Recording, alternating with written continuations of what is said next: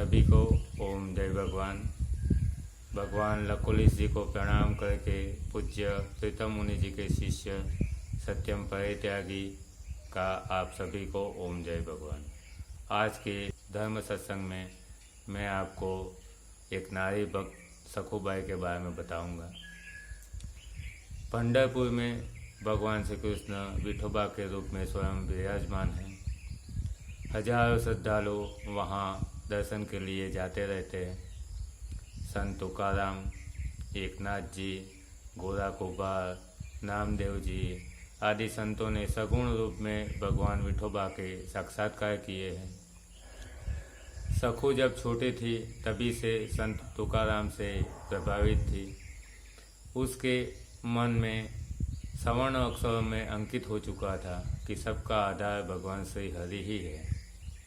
तभी से वो भगवान विठोबा के भक्ति के रंग में रंग चुकी थी। जब उसकी शादी हुई तो उसे एक परेशान करने वाली सास मिली। कोयना और कृष्णा नदी के संगम स्थान के पास करोड़ा गांव में उसका ससुराल था। उसका पति सीधा साधा और सज्जन था, लेकिन अपनी माँ की बातों में आके कभी कभी वो सखू को मारता भी था। सखू संसार के कार्य करती रहती थी और मन में हमेशा भगवान का भजन करती रहती थी।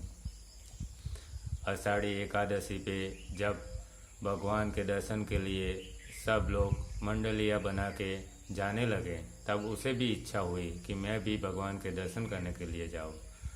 उसकी सास ने उसे मना कर दिया कि तू जाएगी तो घर के काम कौन करेगा। उसने घर के सारे कपड़े गंदे कर दिए और सखू को धोने के लिए दे दिए। सारे जूठे बर्तन धोने के लिए दे दिए। सखू सारे कपड़े धोने के लिए नदी पे गई। वहाँ उसे मंडलियों के भजन गाने की आवाज़ सुनाई दी। उसने देखा कि एक मंडली में उसके मायके के एक बुजुर्ग गोपाल चाचा थे। वो गोपाल चाचा से बातें करने लगी। उन्हें कहने लगी कि मुझे आना है, लेकिन मेरी सास ने मुझे मना कर दिया। वो लोग जब बातें कर रहे थे तब भगवान कृष्ण स्त्री के रूप में प्रकट हुए और उसके कपड़े धोने लगे। गोपाल चाचा अपनी मंडली में वापस चले गए और सखू ने देखा कि उसके कपड़े कोई स्त्री धो रही है। उसने उस स्त्री से पूछा कि आप मेरे कपड़े क्यों धो रही है। तब उसने जवाब दिया कि आप प्रभु भजन में लीन थे, इसलिए आपको कष्ट ना हो, इसलिए मैं कपड़े धो रही हूँ। सखू ने पूछा आपका नाम क्या है। तब भगवान ने बताया कि मेरा नाम कृष्णा है। जब भगवान के धुले हुए स्वच्छ कपड़े लेकर सखू घर गई, तब उसकी सास ने कहा बिना धोए ही आ गई लगती है। जब कपड़े देखे तो उसकी बोलती बंद हो गई। फिर उसने कहा कि जल्दी से घर के पानी भर दे, घर के बर्तनों में पानी भर दे, बर्तन मांज दे। तभी उसका पति दौड़ता हुआ आया और अपनी माँ से कहने लगा कि घर के सारे बर्तनों में पानी भरा हुआ है और बर्तन तो इतने अच्छे साफ हो चुके हैं कि हम अपना चेहरा भी अंदर देख सकते हैं। अब भगवान जिसे बहन कहे उसके यहाँ तो अष्टसिद्धि नवनीति काम करने आती है, बर्तन साफ कर जाती है। देव भी वहाँ दिया जलाते हैं। घर के सारे काम पूर्ण होते देख सखू दूसरे एक मंडली के साथ पंढरपुर के लिए निकल गई। लेकिन जब उसकी सास को पता चला तो उसने उसके पति को भेज के सखू को खींचते हुए घर वापस बुला लिया और फिर से भाग ना जाए इस डर से उसे खंभे से बांध दिया। सखू की आंखों से आंसू बहने लगे। वो मन ही मन भगवान को पुकारने लगी। जैसे द्रौपदी के पुकारने पर भगवान श्री कृष्ण तुरंत आ गए थे, वैसे ही सखू के पुकारने पर भगवान इस बार उसकी सखी के रूप में काशी नाम से प्रकट हुए। काशी ने सखू से कहा कि अब तुम मुझे अपनी जगह पे बांध दो और तुम पंढरपुर की यात्रा पे जाओ, भगवान के दर्शन करो। सखू ने कहा कि मेरे दुख आप क्यों झेल रही है। तो भगवान ने उसे समझाया और उसे पंढरपुर की यात्रा पे भेज दिया। सखू के जाते ही भगवान ने काशी में से सखू का रूप ले लिया। जब उसकी सांस देखने आई तो देखा कि सखू अभी बंधी हुई है, और लेकिन उसके शरीर से इतना तेज निकल रहा था कि वो कुछ बोल नहीं पाई और वापस चली गई। 5 दिन बीतने के बाद सखू के पति ने सखू को बंधनों से मुक्त किया। तब उसकी सास भड़क गई। उसने बोला कि तुझे किसने आज़ाद किया? तब सखू ने कहा कि आपके बेटे ने। उसने अपने बेटे से पूछा तो उसके बेटे ने जवाब दिया कि अब थोड़े ही दिन बचे हैं, आषाढ़ी एकादशी तक ये कभी भी नहीं पहुंच सकती है पंढरपुर।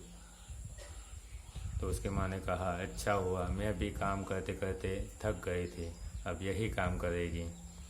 भगवान के रूप में सखू ने सबके लिए खाना बनाया। घर के सब लोग भगवान के हाथ से बने खाने का स्वाद लेने लगे।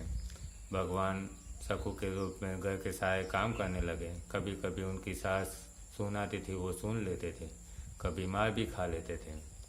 यहाँ सखू पंढरपुर पहुँच गई।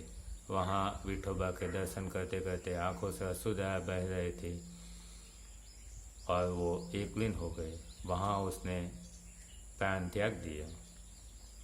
गोपाल चाचा ने सखू को पहचान के सब लोग मिलके उनका अंतिम संस्कार कर दिया। लेकिन माता रुक्मणी को चिंता हो गई, क्योंकि भगवान ने सखू के रूप में सखू को वचन दिया था कि जब तक तो दर्शन करके वापस ससुराल नहीं आएंगे तब तक मैं यहीं रहूँगा। यदि सखू मर गई है तो फिर मेरे भगवान वापस कैसे आएंगे?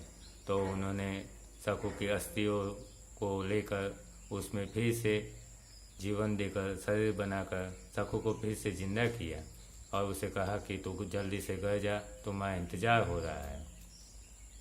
लेकिन सखू से पहले गोपाल चाचा पहुंच गए उसके घर और उसकी सास को कहा कि सखू वहां पंढरपुर दर्शन करते हुए अपने प्राण त्याग दिए और हम अंतिम संस्कार करके आए। तब उसकी सास ने बोला कि आप पागल तो नहीं हो गए, सखू को तो हमने जाने ही नहीं दिया। तभी भगवान के रूप में सखू पानी भर के आई। गोपाल चाचा ने सोचा कि जरूर ये सखू का भूत होगा। यही सब बातें चल रही थी, तभी सखू भी वहाँ पहुँच गई। तो सखू के दो रूप देख कर सब आश्चर्यचकित हो गए। तब भगवान अपने विठोबा के रूप में प्रकट हुए और सबको दर्शन दिया। सखू की सास को ग्लानि होने लगी। वो सोचने लगी कि मैंने भगवान से कार्य करवाया, अपनी बहू की भक्ति को समझ नहीं पाई। उसने भगवान को प्रणाम किया, साथ में सखू के भी चरण छुए।